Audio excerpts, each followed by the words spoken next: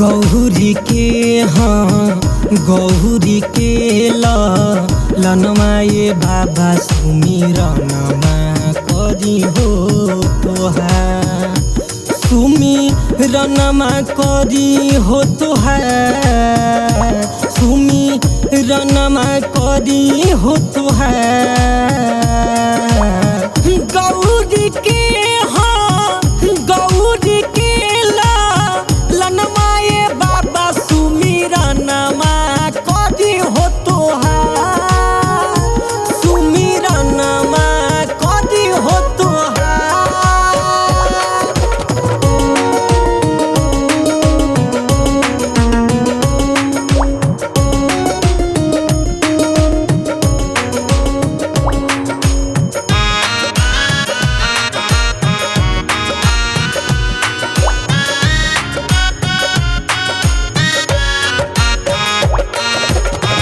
माता जति पार्वती पिता महादेवा लड्डुअन के भोग लागे संत कर सेवा।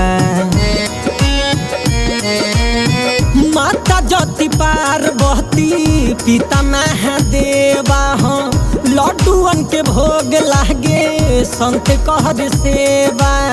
मुसावा के सवारी बाबा सुमिरनमा करी हो तोहार हाँ हाँ गौरी के लनमाए बाबा सुमिरनमा करी हो तोहार।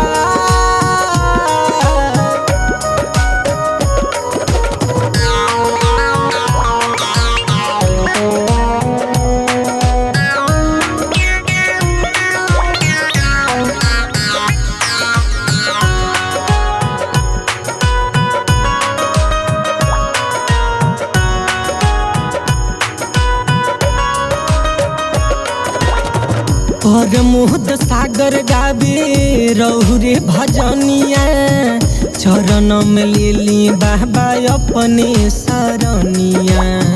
सागर आसू गावे रहुरे भजनिया चरण में लेली बाबा अपने सरनिया। रिद्धि सीधी के सजनमा ये बाबा सुमिरनमा करी हो तोहार।